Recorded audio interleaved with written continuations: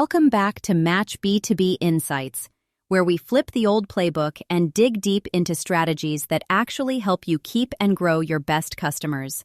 I'm Brenda, and I've spent a lot of years helping Israeli companies break out globally, from the first cold email to scaling full marketing and retention programs. With me, Benny Fluman, founder and CEO of Match B2B, is driven by a clear mission: to help small Israeli companies succeed globally. With years of hands-on experience and a passion for creating practical growth systems, he's redefining how Israeli businesses compete on the world stage. With is our newest expert, Newman, who just joined Match B2B to run business development. Brian, congrats! And wow, timing couldn't be better since today's episode is tailor-made for you, right?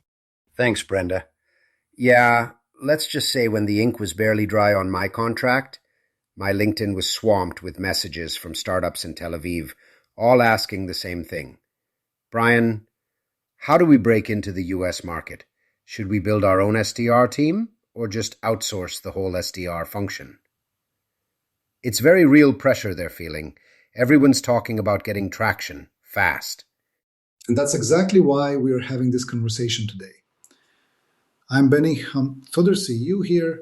You all know this is my obsession, helping small Israeli companies get the most results for every shekel, especially when it comes to B2B international marketing. Let's step back for a sec. Brian, do you want to quickly explain, for those maybe less familiar, what SDRs actually do in this global growth context? Happy to. So SDR, or Sales Development Rep, is really the engine room for global B2B sales. They generate interest, do outbound outreach or respond to inbound, qualify leads, and hand those on to account execs who hopefully close deals. These folks aren't just cold callers. They're the ones building pipeline. And for Israeli companies in crowded international markets, they're absolutely critical to even getting on the map.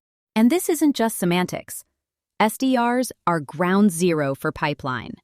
But, and we talk about this every episode, they also have a massive, often underestimated impact on retention later on.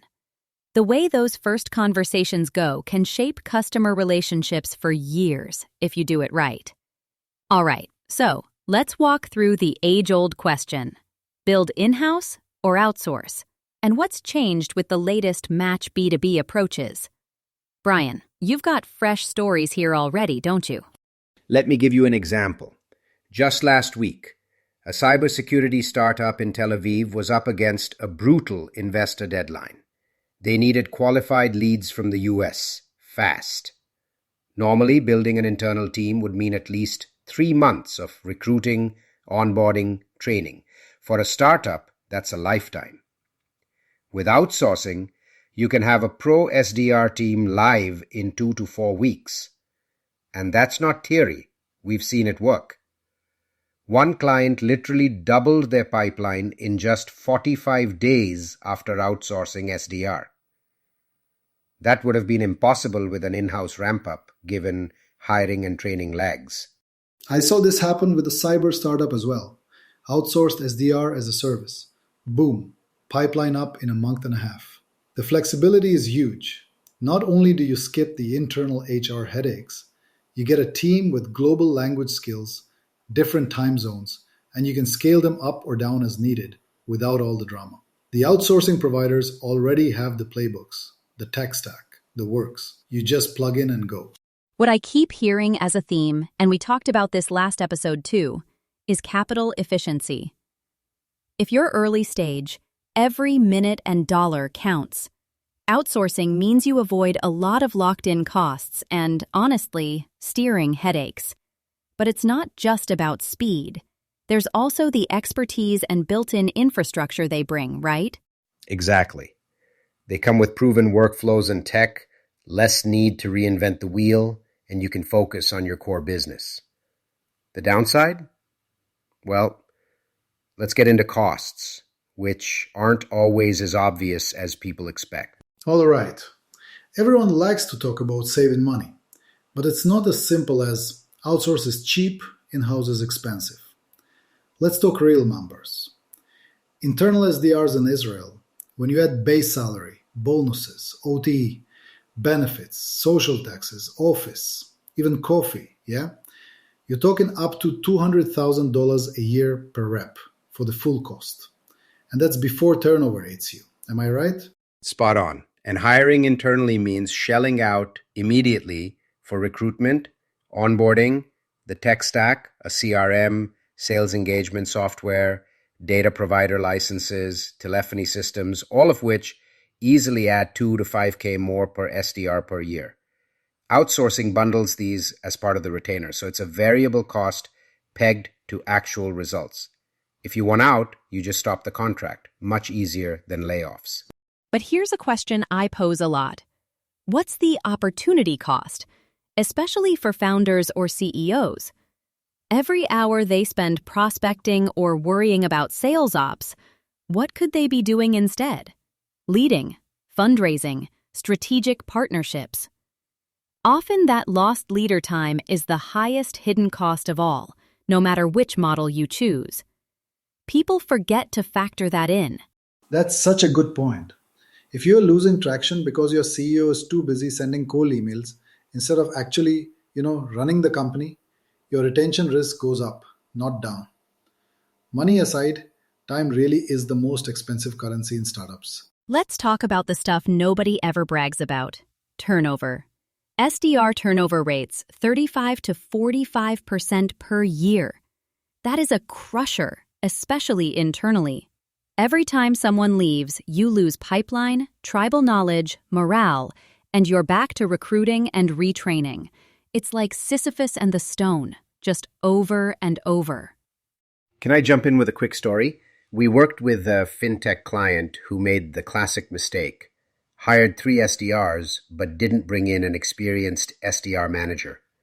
Within 6 months, 2 had churned and the third was floundering. No training, no process. Their pipeline basically dried up.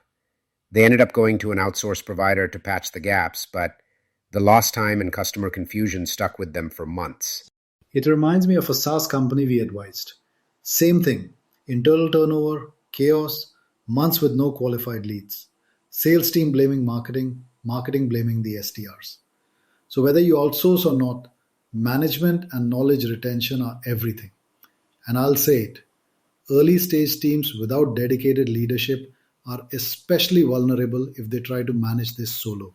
Which ties right into our next point. When is going in-house truly a better move? So when does in-house make sense? I'll tell you. Whenever you need deep product knowledge, super specific compliance, and really tight customer feedback for your roadmap. I have one client, a fintech in the healthcare space, very regulated stuff. Once they passed 12 million ARR and needed every SDR to know the product, the regulations, the language, they brought it all home. Product integration and compliance needs simply outgrew what any external provider could offer. Yeah, and for complex solutions or strategic accounts, you just can't get by with surface level knowledge. An internal SDR breeds the product, gets direct R&D feedback, and tightens that loop between market and roadmap. But again, that only makes sense when you're beyond the initial go-to-market and your revenue is supported. So for everyone out there, it's not about picking a side, but understanding where you are in your journey. Simple or repeatable sales? Outsource. Super technical, niche, regulated, or high-ticket deals?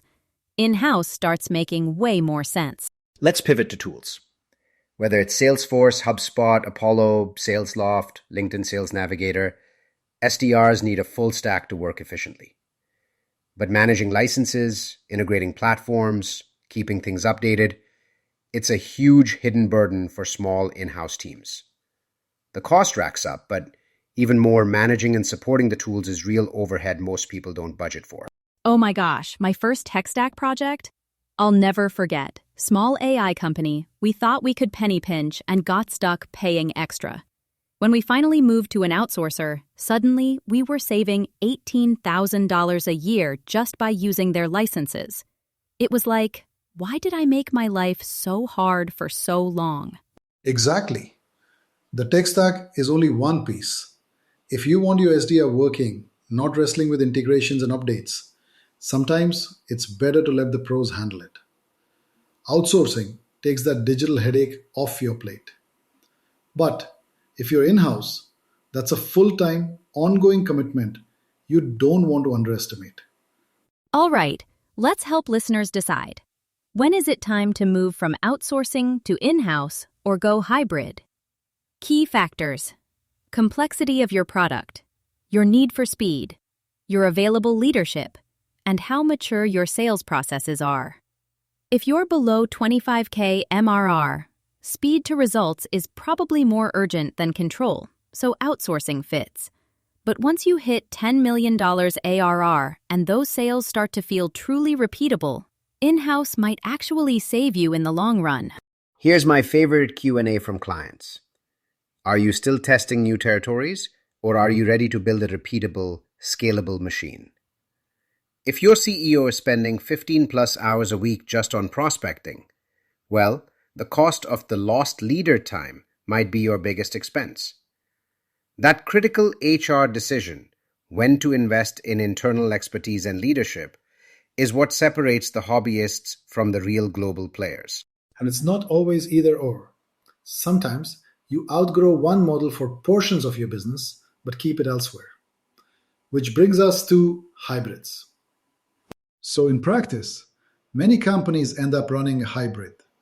Outsourcing for outbound and new market pilots, internal SDRs for inbound and strategic accounts.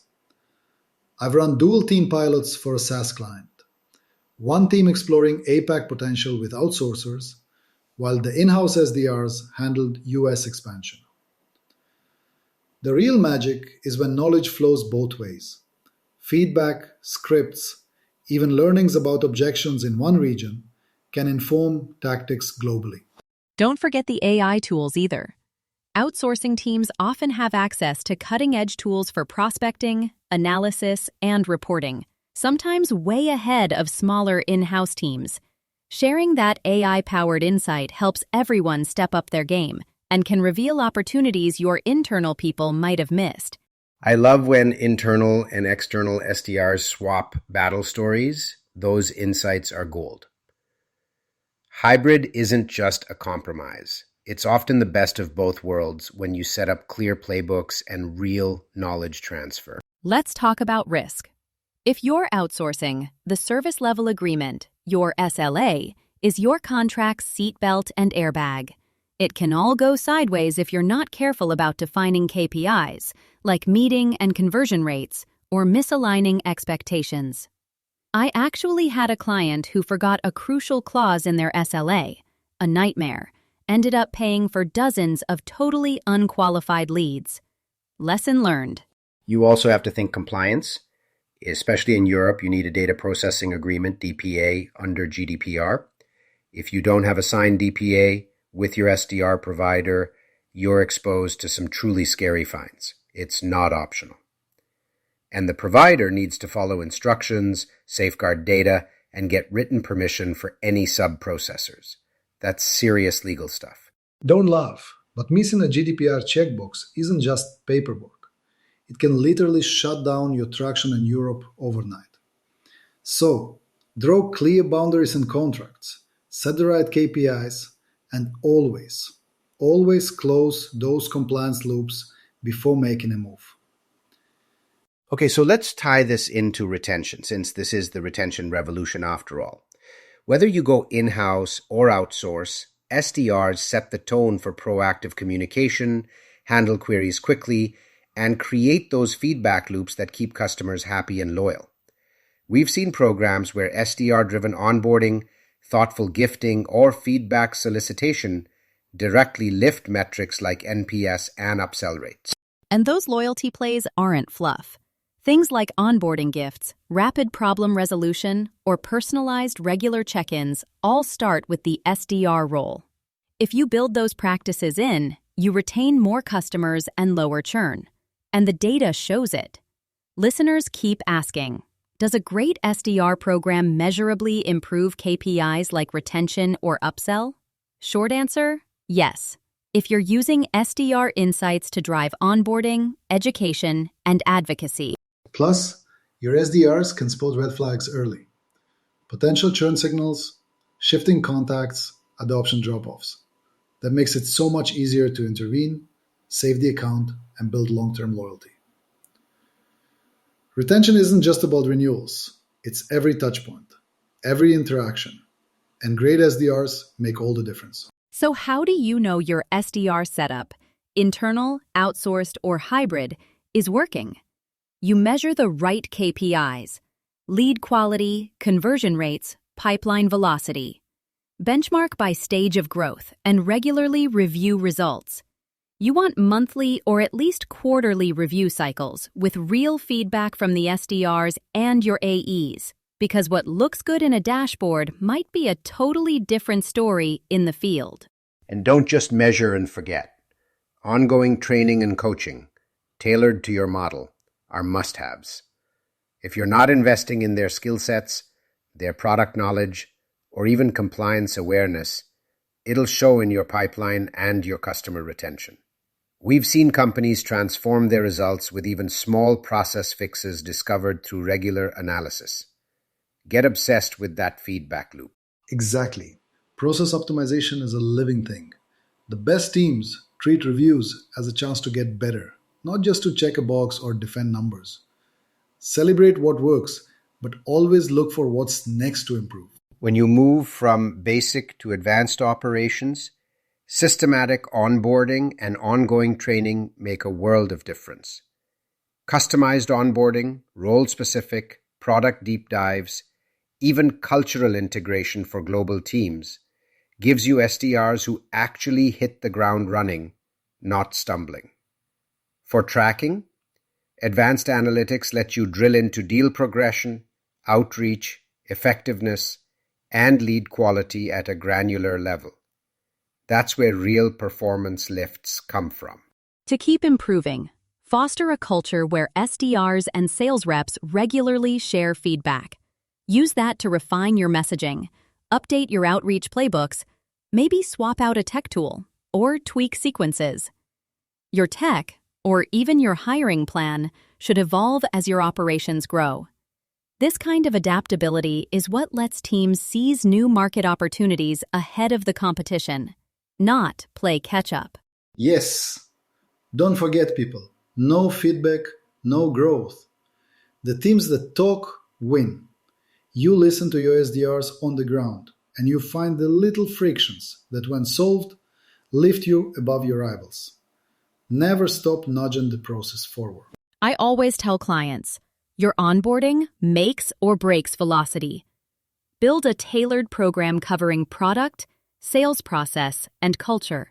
Internal or outsourced, set the bar high so SDRs land running.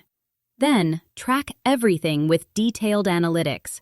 Deal progression, outreach touches, lead grades, whatever moves the business.